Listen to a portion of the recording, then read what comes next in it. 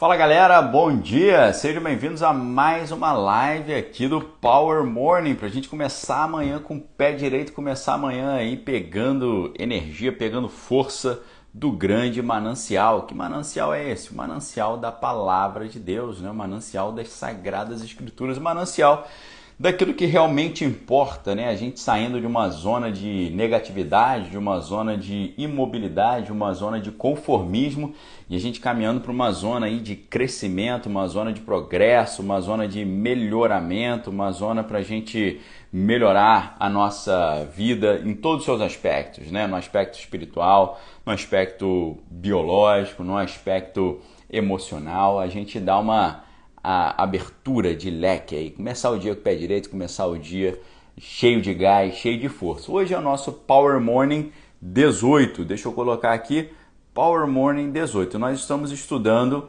o livro de Gênesis e estamos estudando ali partindo de uma reflexão, extraindo das Sagradas Escrituras insights para o nosso dia a dia, tá certo? E hoje o nosso tema de hoje é o luminar menor, né? A gente teve aqui já o luminar maior, hoje é o luminar menor. Deixa eu fixar aqui, fixar comentário, beleza.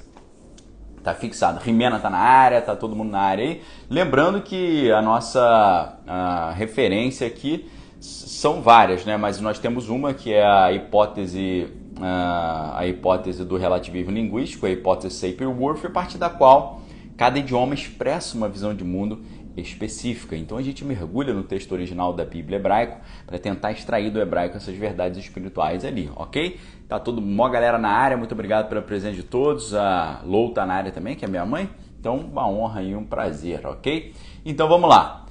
Separação entre trevas e luz. Separação entre trevas e luz. Muito interessante, né? Você vê que a Bíblia diz que Deus criou o luminar maior para governar o dia e o luminar menor para governar a noite. E assim Deus fez para contar os tempos, as estações e, fazendo assim, fez a separação entre trevas e luz. É claro que você olha essa passagem, você está vendo que essa separação entre trevas e luz não é simplesmente algo físico, né? Separação entre a luz física e a ausência de luz, que é a escuridão. Você lê essa passagem, né? A gente está ali no capítulo 1 de Gênesis, nos versículos ali 11, 12 para frente, a gente vai ver que esse negócio de separar trevas e luz, obviamente, está remetendo também uma coisa de bondade e malignidade, né? Isso é muito interessante porque a Bíblia vai expressar a existência real do bem e do mal, né? As pessoas acham que isso não existe, que isso é delírio, que isso é relativo. Bem e mal são coisas relativas, mas na verdade a gente precisa entender que o bem existe e o mal existe. O mal está na cara, né? Só você olhar o mundo ao seu redor, você vai ver que o mal está aí abundante. Agora, a gente precisa decidir hoje se nós somos filhos das trevas ou se nós somos filhos da luz. Porque a Bíblia vai falar várias vezes sobre os filhos das trevas e sobre os filhos da luz. A gente tem em Lucas, por exemplo, 16:8, Jesus falando, né, que os filhos desse mundo, ou seja, os filhos das trevas, são mais prudentes do que os filhos da luz. E aí são várias as passagens que falam que o cristão não é um ser das trevas, nem da noite, é um ser da luz, né? João 12:36, Efésios 5:8, 1 Tessalonicenses 5:5, vão falar exatamente sobre essa questão. E aí você fala, Daniel, como é que a gente tem uma referência para saber o que é filho das trevas e o que é filho da luz? Ué, é relativamente simples, né? Os filhos das trevas, eles seguem as doutrinas das trevas. Os filhos da luz seguem as doutrinas da luz. E isso fica patente quando a gente dá uma olhada na primeira carta de Paulo a Timóteo, capítulo 4, versículo 1, que diz: o Espírito expressamente diz que nos últimos dias muitos apostatarão da fé, ou seja, abandonarão a fé, dando ouvidos a espíritos enganadores e doutrinas de demônios. Vocês vejam ali, espíritos enganadores e doutrinas de demônios. O que significa isso? Doutrinas das trevas. E já os filhos da luz, eles seguem as doutrinas da luz, né? A gente vê, por exemplo, em João 8,31, né? Todo mundo conhece João 8,32, conhecereis a verdade vos libertará, se pois o Filho vos libertar, verdadeiramente sereis livres. Isso aí todo mundo conhece, né? Mas João 8,31 diz, se vós permanecerdes na minha palavra, sereis verdadeiramente os meus discípulos e conhecereis a verdade e a verdade vos libertará. Ou seja, a condicional. Existe uma condição. Se vós permanecerdes na minha palavra, sereis verdadeiramente os meus discípulos. O que significa isso? Vocês cumprirem a minha palavra, estudarem a minha palavra, conhecerem a minha palavra e viverem conforme a minha palavra, aí sim vocês serão verdadeiramente filhos da luz. Se vocês permanecerem na minha palavra, sereis verdadeiramente os meus discípulos e então conhecereis a verdade e a verdade vos libertará. Então, pessoal, a gente precisa entender que existe o bem, existe o mal, existe a luz, existem as trevas. E existem os filhos da luz e existem os filhos das trevas. E é muito interessante, né, a gente pensar, será que eu estou sendo filho da luz ou filho das trevas? Né? Como é que eu faço para me tornar o filho da luz? Né? Como é que eu faço para entrar nessa dinâmica? É claro que você tem que declarar, você tem que deliberadamente decidir se transformar num filho da luz. E isso não é nenhuma questão de opção, não é uma questão facultativa, é uma questão de sobrevivência, ok? Você decidir se alistar no grupo dos filhos da luz é uma questão de sobrevivência. Por quê? Os filhos das trevas estão sempre querendo cortar as asas dos filhos da luz. Entenderam? Eles estão sempre querendo tirar de cena os filhos da luz. Eu me lembrei de uma situação que aconteceu ontem aqui, né? Ontem eu estava trabalhando e tal, a minha esposa chamou e falou, tá cheio de umas formigas voadoras aqui dentro do quarto das crianças. Aí o que eu fiz? Falei, vou levar um inseticida. E aí ela falou, não, é melhor pegar o aspirador, né? O aspirador de mão assim, o menorzinho, e aspirar, porque aí não vai ficar impregnado de inseticida no quarto das crianças. Falei, interessante a ideia. E aí eu peguei o aspirador e fui aspirando ali aqueles insetos, aquelas formigas voadoras, né? Não sei o nome exatamente, era um inseto diferente. E aí eu percebi que quando eles entravam no aspirador, eles ficavam girando e as asas voavam para tudo quanto é lado, ou seja, o aspirador arrancava as asas dos insetos, né? E eu pensei, caramba, né? Se esse inseto estiver sem a asa, ele não vai poder fazer nada, né? Não adianta nada. Ele não vai voar, ele vai fazer como? Como é que ele vai procurar o seu alimento e tal? E eu comecei a pensar exatamente isso que o inimigo faz, né, com os filhos da luz. Ele coloca num turbilhão, que é o que acontecia dentro do aspirador, né? O ar ficava girando, você via os insetos rodando e arrancava as asas. E eu quero dizer para você que se você se sentiu num turbilhão, né, se o inimigo estava te colocando num turbilhão e talvez esse turbilhão fez com que você perdesse as suas asas e hoje você não consegue mais voar, vamos meditar aqui porque Deus ele pode restaurar as suas asas e tirar você desse turbilhão aí, em nome de Jesus. Amém? Então, receba essa palavra caso você se sinta nesse tipo de situação. Os filhos das trevas, eles estão sempre querendo apagar o brilho daqueles que são os filhos da luz, tá certo? E Deus, ele prepara os filhos da luz, né? Deus, ele está sempre ali treinando e preparando os filhos da luz. Um exemplo interessante que nós temos na própria palavra de Deus é a história de um cara que tinha uma luz muito forte e que tentaram apagar a sua luz, né? Tentaram tirar a sua luz de cena. E o nome desse personagem bíblico é o Pequeno Sol. Alguém aí tem uma ideia de quem será esse personagem bíblico cujo nome traduzido significa o Pequeno Sol, né? A palavra sol em hebraico, né? Ela é shemesh em hebraico. E essa palavra, ela dá origem a um termo chamado Shimshon, né? Shimshon, que é Sansão. Sansão significa o pequeno sol. Sansão significa aquele que é semelhante ao sol, aquele que tem uma luz igual ao sol. Eu até trato desse assunto nesse meu livro, Davi, o homem projetado por Deus, né? Porque antes de eu tratar de Davi propriamente dito, eu trato de Sansão, né? Até o segundo capítulo do livro é Sansão, o pequeno sol. E nesse dia eu gostaria de conversar um pouco sobre esse tema com vocês, porque vejam só, né? Como a gente está falando aqui, os filhos das trevas e os filhos da luz. Os filhos das trevas estão sempre querendo apagar a luz dos filhos da luz, né? Estão sempre querendo ali tirar o brilho dos filhos da luz.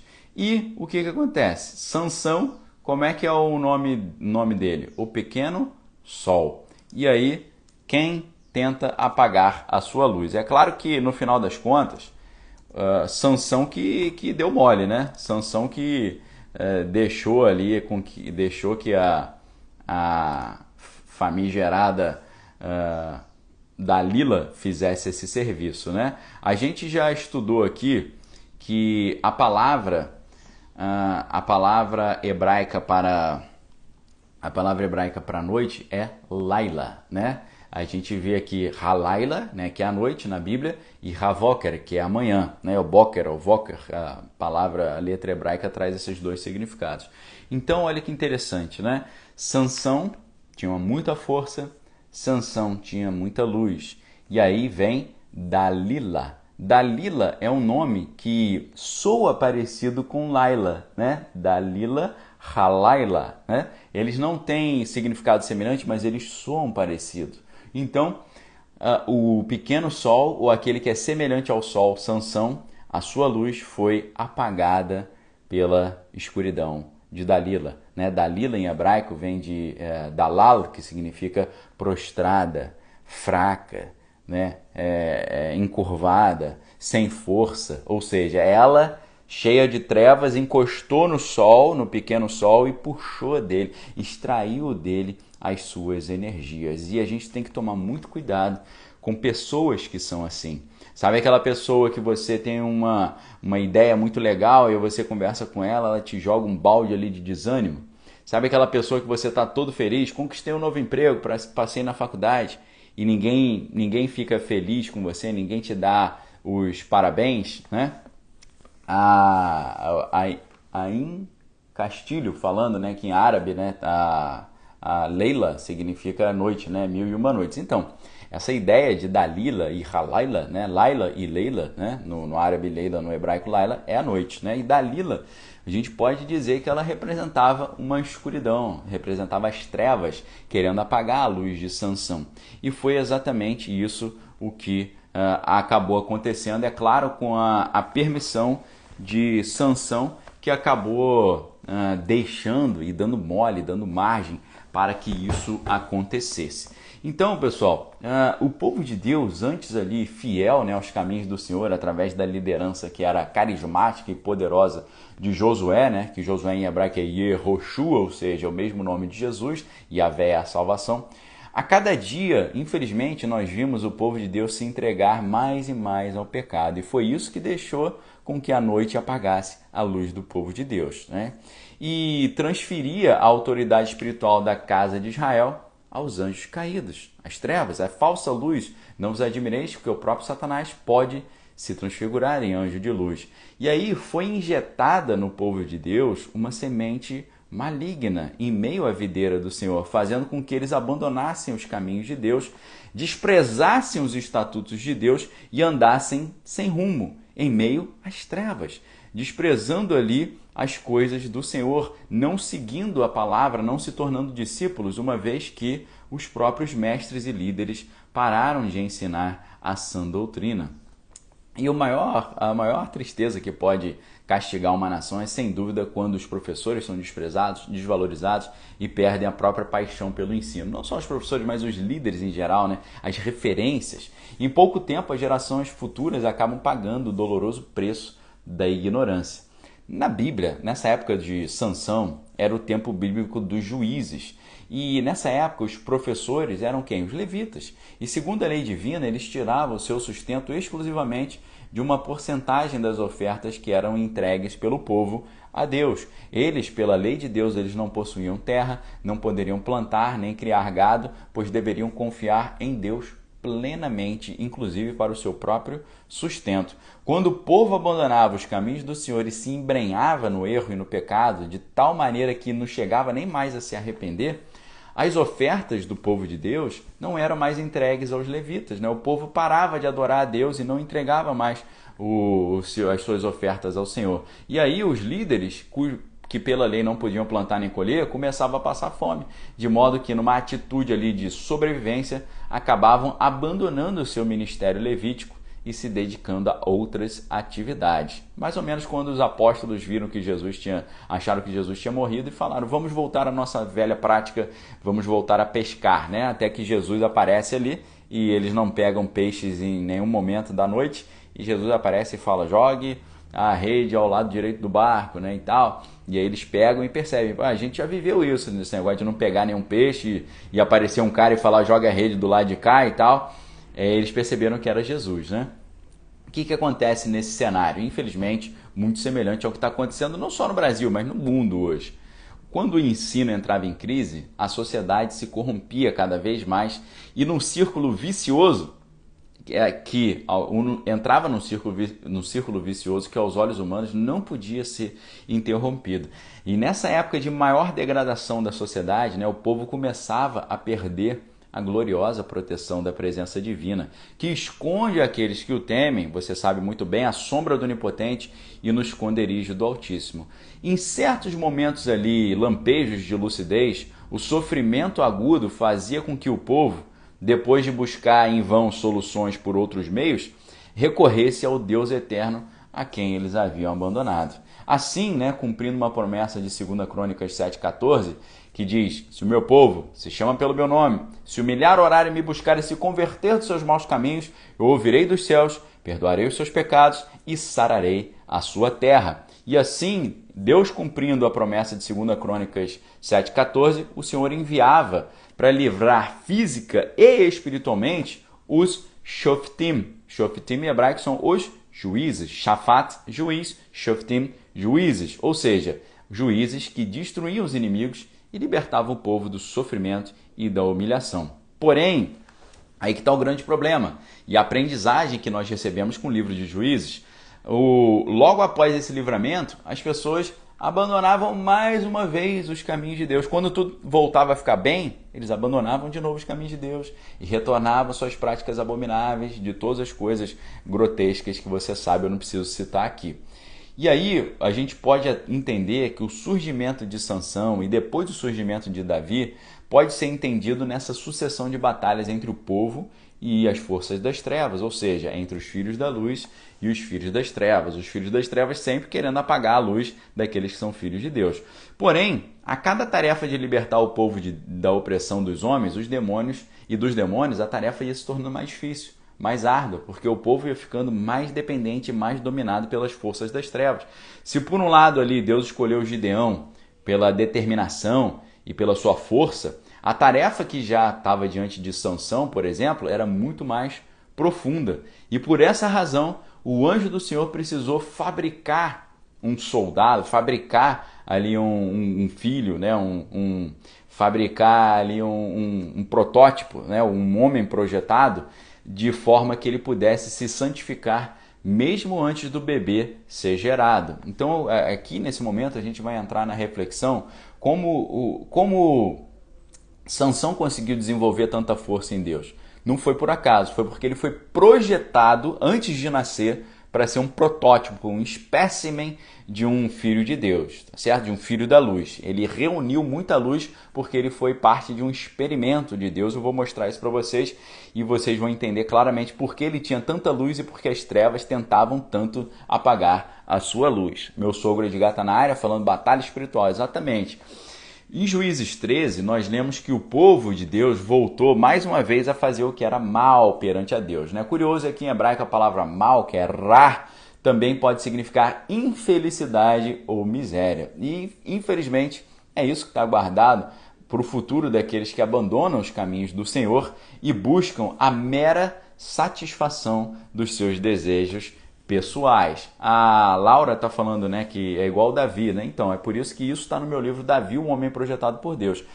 Nesse livro, antes de entrar na história de Davi, eu mostro como Sansão também foi um homem projetado por Deus. Não no mesmo nível que Davi, mas também foi, ok? Então, pessoal, foi por essa razão que, infelizmente, Deus se afastou mais uma vez do seu povo e os deixou ali sob o domínio dos filisteus por 40 anos. Né? 40 é uma palavra interessante também em hebraico. A palavra 4 em hebraico é arba e arbaim são os 40. Né? Então, a ideia é curioso que a palavra arbaim, que é 40, está vinculada à ideia de rabá, que significa se espalhar pelos 4 cantos, né? Ou se esparramar pelos 4 cantos. E geralmente, você sabe, Deus usa o número 40 como um tempo ali em que ele prova o seu povo, seja nos 40 anos em que permaneceram no deserto, ou nos 40 dias que o próprio Jesus foi tentado também lá no Midbar, no deserto. Deus provou o seu povo durante esse período, né? Mas o próprio nome do patriarca da família, escolhida para trazer o livramento, nos revela os planos de Deus. Deus escolhe o pai de Sansão como aquele que vai gerar um filho poderoso em Deus e que vai acumular muita luz de Deus, muito poder, muita energia da parte de Deus. Em hebraico, o nome do pai de Sansão, que é Manoar, ou seja, Manoá, que viria a ser o pai desse importante soldado, Manoá significa descanso, relacionado exatamente àquele outro personagem que também trouxe descanso para a humanidade, chamado Noar, ou seja, Daniel. A Sandra Lúcia está perguntando qual é o valor do livro. O livro está disponível lá na livraria Daniel Lopes. Deixa eu ver aqui para vocês. Ela está perguntando qual é o valor do livro. A minha resposta é eu não sei, porque eu não sei quanto que ele está agora, porque sempre tem promoção. Deixa eu dar uma olhadinha aqui para você. Lá na minha loja, na livraria Daniel Lopes, você clica em meus livros, aí são os livros de minha autoria. Ele está com 6% de desconto, está saindo a R$ 46,91, ok? R$ 46,91, está com 6%. Ele já teve muito mais barato. O que está barato hoje é o Manual de Sobrevivência do Conservador. Cadê? Ele está aqui em cima. Ó. Esse aqui está baratinho porque ele está com 39% de desconto. Está saindo de R$ 27,90 por R$ 17. O Davi, se você quiser, espera um pouquinho que ele vai voltar a ficar na promoção, tá? Porque eu quero que vocês comprem os materiais com os melhores preços. Eu posso até tentar conversar lá com a distribuidora, né? Porque esses livros estão com uma distribuidora, estão com uma editora. Então, eles que decidem o preço, eles que fazem os pedidos e tal. Eu posso até ver com eles se amanhã eu consigo trazer para vocês aqui no Power Morning esses meus títulos aqui com um desconto melhor, tá certo? Posso conversar com eles lá da editora, tá certo? Porque eu sou o autor, né? A editora que detém os direitos ali do livro, tá certo? Voltando aqui, pessoal, a nossa reflexão. O pai de Noé, o nome dele era Manoá, e Manoá é quase o mesmo nome que Noé. Noé também significa descanso, né? Noar, descanso, Manoar também, aquele de quem vem o descanso. Ou seja, assim como a situação complicada do dilúvio prenunciou o descanso que viria com Noé, Sansão também traria ali, na época de Sansão, né, ele traria uma onda de soluções para os problemas que os filisteus traziam e o Senhor traria um descanso para o povo de Israel. O Sansão, ele foi preparado antes da sua concepção, né? Por que a gente está falando de Sansão? Para quem chegou depois, nós estamos falando da criação do sol e da lua, da luz e das trevas, e Sansão significa semelhante ao sol. E eu digo que sempre que alguém tem a luz de Deus, as trevas tentam apagar a sua luz. E é por isso que a gente está estudando como Dalila apagou a luz de Sansão, para nós não cairmos nessa mesma situação desagradável. Quando Sansão ali, o pai de Sansão estava distraído, um anjo determinou que a sua mãe se afastasse de todo tipo de contaminação, de modo que a criança, né, o Sansão, pudesse ser gerado num ambiente especial, completamente consagrado a Deus. A tarefa que estava diante de Sansão exigia que no seu corpo houvesse mais espaço para o Espírito Santo do que em Gideão, por exemplo, um juiz que veio antes dele. Certo dia, um anjo apareceu à esposa de Manoá e anunciou o seguinte, isso está lá em Juízes 13, 3 a 5. Eis que é estéril e nunca tiveste filho. Agora, pois, guarda-te, não bebas vinho ou bebida forte, nem comas coisa imunda, porque eis que tu conceberás e dará à luz um filho, sobre cuja cabeça não passará navalha, porquanto o menino será nazireu, consagrado a Deus desde o ventre da mãe, e ele começará a livrar Israel do poder dos filisteus. Olha que interessante, né? A gente vê que todo aquele que deseja estar separado, do pecado e ser usado grandemente por Deus, precisa, para ser usado por Deus para executar essas grandes obras, precisa se separar do pecado, precisa se separar do erro. E o que acontece? Por sua fidelidade, conforme a sua obediência, Manoá e a sua esposa foram escolhidos para gerar esse homem que traria o livramento a Israel. E o nome que foi dado à criança é Sansão, né? Como eu falei para vocês, em hebraico Shimshon é o nome de Sansão, significa semelhante ao sol ou pequeno sol. Se relaciona ao termo hebraico também Shamash, que significa servo, né? E pode significar também um pequeno servo. Ele tinha muita luz porque ele era servo e ele era filho de servos, né? E enquanto Sansão permaneceu fiel ao chamado que Deus tinha na sua vida e se humilhou perante a Deus, tudo deu certo na sua vida. Porém, quando ele começou a deixar de ser o pequeno servo de Deus, humilde e dependente dos estatutos divinos, ele viu a sua vida entrar em decadência, uma decadência gradual, porém constante. Sansão havia sido preparado para ser um pequeno servo, um homem cheio de Deus, perfeito nas suas gerações e consagrado a Deus completamente na sua plenitude. O que é interessante é que, mais uma vez usando aquela hipótese Sapir-Whorf, né, a hipótese do relativismo linguístico, segundo a qual cada idioma possui uma visão de mundo específica, o nome Sansão, que é Shimshon, também se relaciona à palavra chamar, que significa destruir ou desolar. Esse era o ministério para o qual Sansão foi chamado, destruir os filisteus, ou seja, segundo a gente lê em 1 João 3,8, desfazer as obras do diabo. Por isso era necessário que ele fosse nazireu. Em seu corpo deveria haver uma total santidade, de modo que o Espírito Santo pudesse ser pleno na sua vida. O que significa nazireu, né? A ideia do nazireu já estava evidente lá em Números 6, 1 a 21, onde nós lemos a lei dos nazireus, onde diz o seguinte, abre aspas, quando alguém, seja homem, seja mulher, fizer voto especial, o voto de nazireu, a fim de consagrar-se para o Senhor, abster-se-á de vinho e de bebida forte, não beberá vinagre de vinho, nem vinagre de bebida forte, não tomará beberragem de uva, nem comerá uvas frescas, nem secas. Todos os dias do seu nazireado não comerá de coisa alguma que se faz da vinha, desde as sementes até as cascas. Todos os dias do seu voto de nazireado não passará navalha na sua cabeça, até que se cumpram os dias para os quais se consagrou ao Senhor. Santo será, deixando crescer livremente os seus cabelos. Todos os dias da sua consagração ao Senhor não se aproximará de um cadáver. Olha só, por seu pai, ou por sua mãe, ou por seu irmão, ou por sua irmã, por ele se não contaminará quando morrerem, porquanto o nazireado de seu Deus está sobre sua cabeça. Ele não poderia nem enterrar os pais, nem a sua própria família, ou seja, afastar-se das coisas que levam à morte e afastar-se das coisas que contaminam o corpo.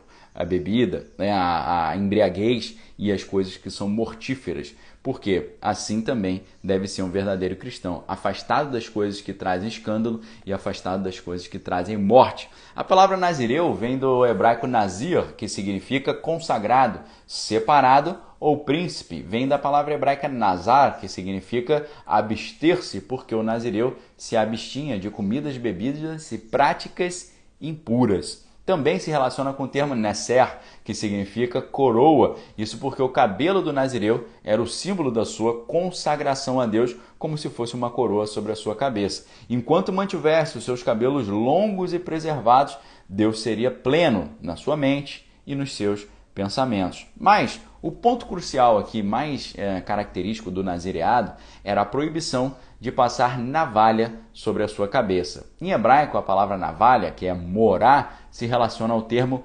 rebelião. Olha que interessante, né? Quando o anjo do Senhor anunciou aos pais de Sansão que sobre a cabeça da criança não deveria passar navalha, ou seja, morá em hebraico, o recado era que, no final das contas, enquanto ele mantivesse seu cabelo e não se rebelasse contra as leis de Deus, nenhuma fraqueza, Dalila, fraqueza, viria sobre ele, nenhuma Dalila viria sobre ele, nenhuma Dalila viria sobre ele, nenhuma treva, nenhum tipo de trevas viria sobre ele. Halaila, Laila, as trevas, Dalila, fraqueza, débil, frágil.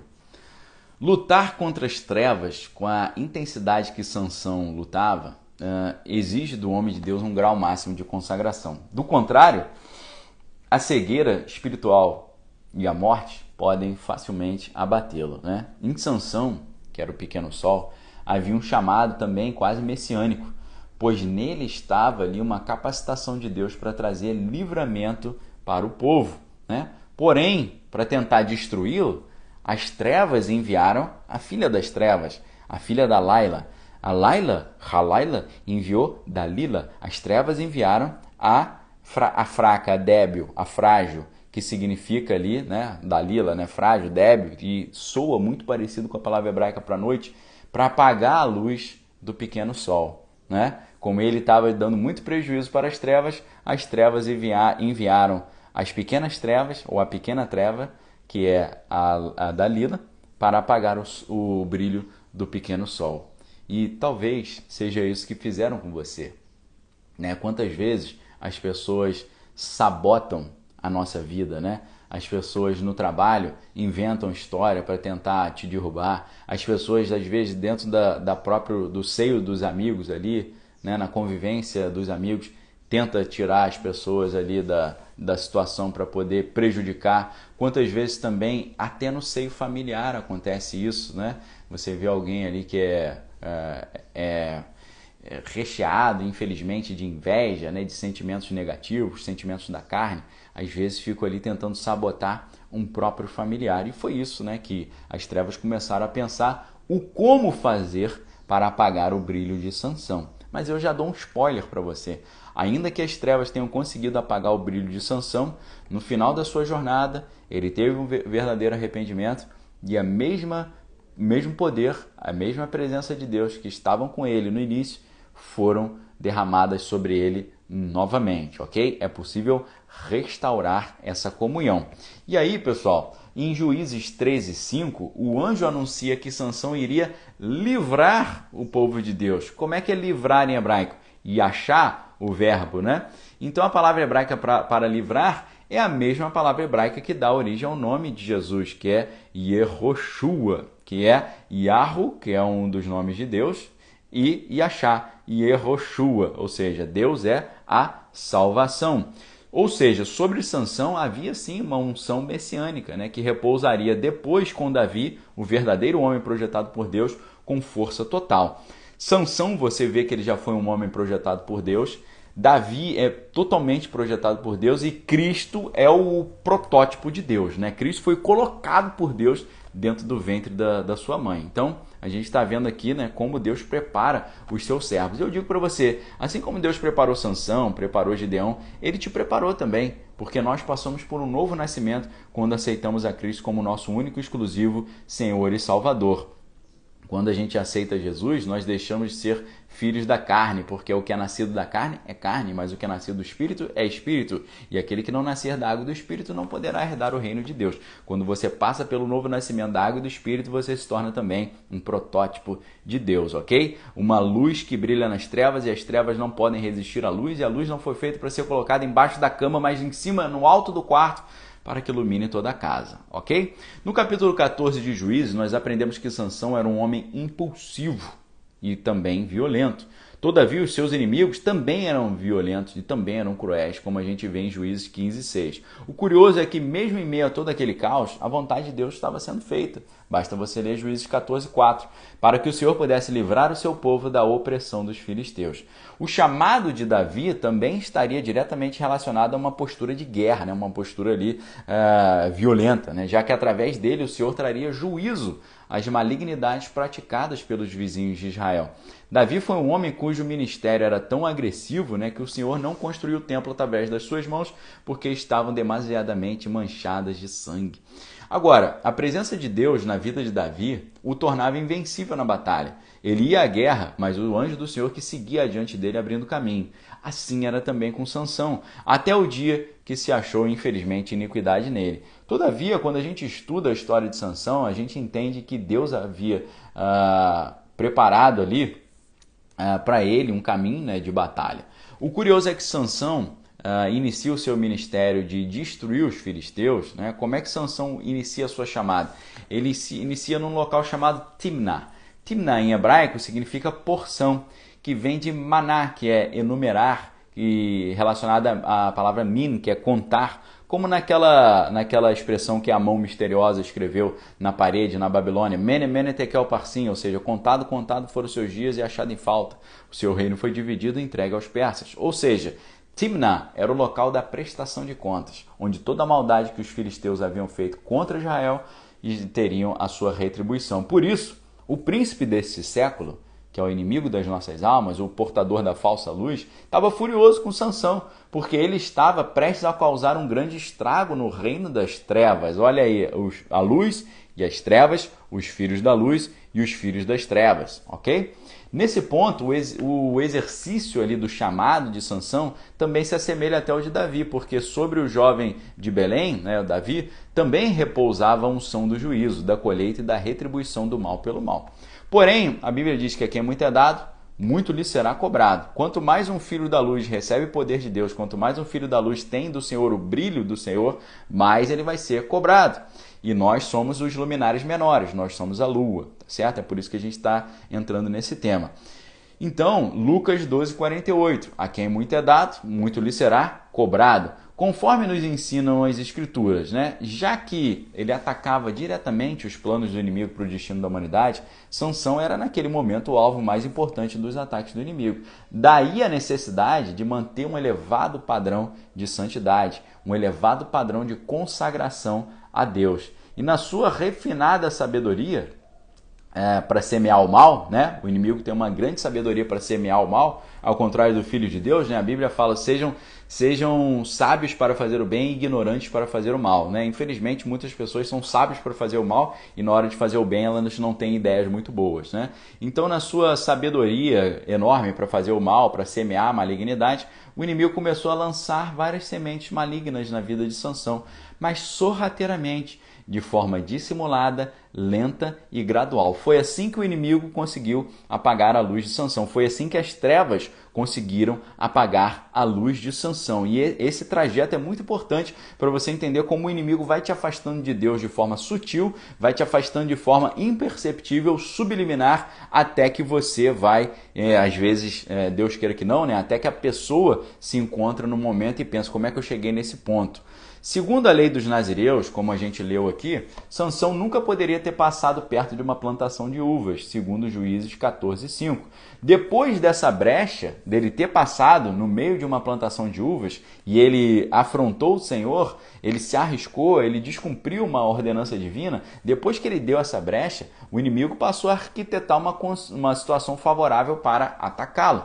O curioso é que o texto hebraico lá de Juízes 14:5 diz, né? Chegando às vinhas de Timná, em hebraico, né? Vayahovu ad Karmei Timnatá, ou seja, em hebraico a preposição ao, né, chegando às vinhas de Timna, pode ser também traduzido como testemunho, né, que é ad em hebraico. Ou seja, chegando, a gente pode fazer uma brincadeira com a tradução do texto, né, em vez de chegando às vinhas de Timna, chegando ao testemunho das vinhas de Timna. Ou seja, as vinhas deram testemunho da imprudência de Sansão, cujo erro permitiu que um leão o atacasse logo após passar pelas vinhas. Esse foi o primeiro deslize de Sansão, a sua primeira grande imprudência e a primeira vez que Deus levou em consideração o seu erro. Deus relevou o erro dele, né? Depois desse episódio das vinhas de Timna, Sansão passou a enfrentar uma série de desafios e, infelizmente, ele foi reprovado em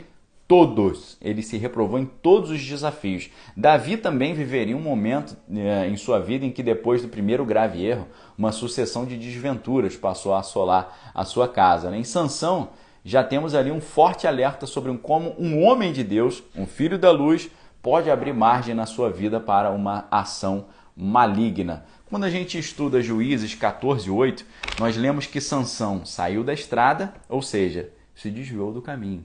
E Sansão saiu da estrada, ou seja, ele se desviou e foi se deter no caminho dos ímpios, se deter no conselho dos ímpios, no caminho dos pecadores, se assentar na roda dos escarnecedores. Esse fato ele traz consigo uma carga simbólica muito poderosa.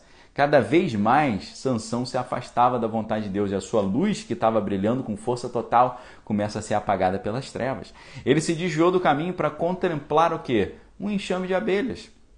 Em hebraico, enxame é adat, que também pode significar passou, como está lá em Daniel 4:31. Ou seja, naquele momento, Sansão passou além da linha, ele ultrapassou a linha, ele foi além do limite da santidade.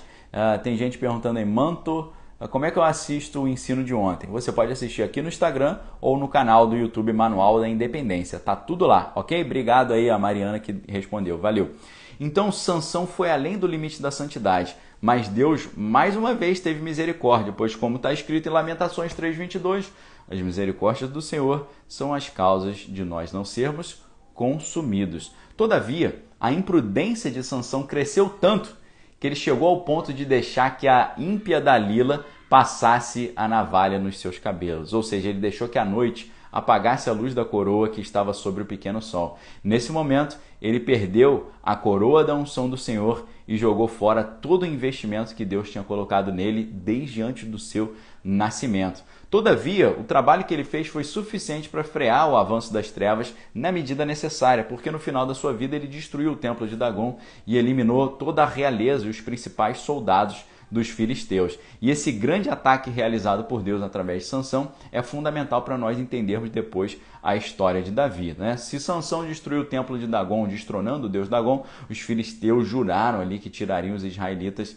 fariam aos israelitas uma vingança à altura. Porém, enquanto o povo permaneceu fiel aos caminhos do Senhor, nenhuma arma forjada pelo inimigo pôde atingi-los, né? Os filisteus precisavam que os israelitas abandonavam a palavra do Senhor, assim estariam desprotegidos. Essa ocasião surgiu durante o governo do sacerdote Eli, quando ele e os seus filhos negligenciaram a palavra de Deus e abriram uma imensa brecha por onde os filisteus, usados pelo inimigo, conseguiram realizar o seu tão sonhado contra-ataque. Porém, antes do ataque dos filisteus, Deus enviou fome à terra para julgar os seus filhos e fazer com que retornassem aos caminhos do Senhor. Além disso, a fome também funcionou para concretizar um passo fundamental na preparação daquele que seria o protótipo do Messias, curiosamente, através de uma estrangeira, Moabita, que se tornaria amiga de Deus. Aí é o próximo capítulo onde a gente vai falar sobre a história de Ruth, a amiga que veio de longe. Tá certo, pessoal? Então,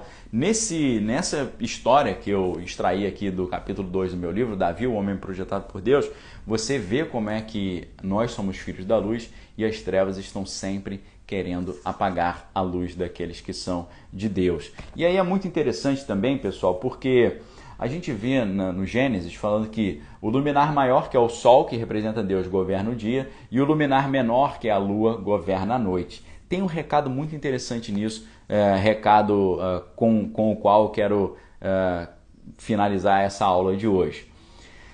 A gente acha que o inimigo domina as trevas, né? Que as trevas são do inimigo. Porém, a Bíblia diz que o luminar maior governa o dia e o luminar menor governa a noite. Ou seja, se o luminar menor é a igreja, é a lua, é a noiva, é a esposa, a Bíblia está dizendo que o luminar menor, ou seja, a igreja, governa a noite, tem autoridade sobre a noite. O que significa isso? A gente pode dizer que enquanto Jesus estava na terra, ele era a luz do mundo. A Bíblia é clara nesse sentido. Jesus fala, enquanto eu estou com vocês, eu sou a luz do mundo. E a Bíblia diz que no final dos tempos, por exemplo, não vai ter mais sol, porque Cristo será a nossa luz, ou seja, Cristo é a luz do mundo. Nós podemos dizer que a humanidade esteve o tempo todo em trevas, em noite, em escuridão. E num pequeno período de 33 anos, enquanto a luz verdadeira estava na Terra, a Terra esteve no seu dia, né? E foi governada ali por Cristo. Cristo foi embora, voltou à noite novamente. Só que quando o sol sai de cena, a lua entra em cena automaticamente. Ou seja, Cristo saiu de cena e deixou de ser o governante do dia e entra a lua para governar a noite. O que é a noite? A noite é quando o povo não tem Cristo presente na terra, mas tem um referencial, um norte, um reflexo da presença de Deus, da palavra de Deus, que é a lua. Assim como a lua reflete o sol de Deus e a luz do sol, nós também, como igreja, os filhos de Deus, refletem a luz, o poder e a presença de Deus. Ou seja, nesse momento em que o mundo está passando por crise sanitária, trevas e todas essas dificuldades, nós, como igreja, temos a oportunidade de brilharmos nessas trevas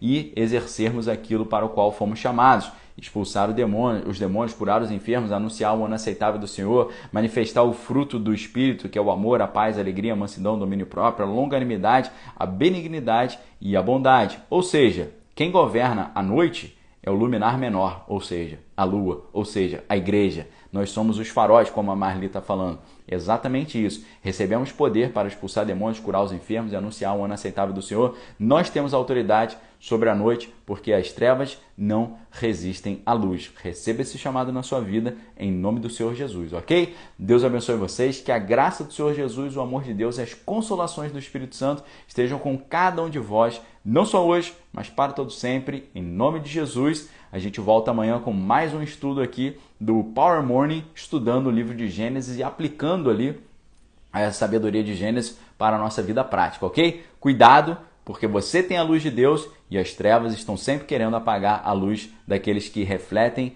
a presença do Senhor. Não deixe o inimigo tirar a sua luz, ok? Um abraço, fique com Deus, até amanhã, se Deus assim permitir. Valeu!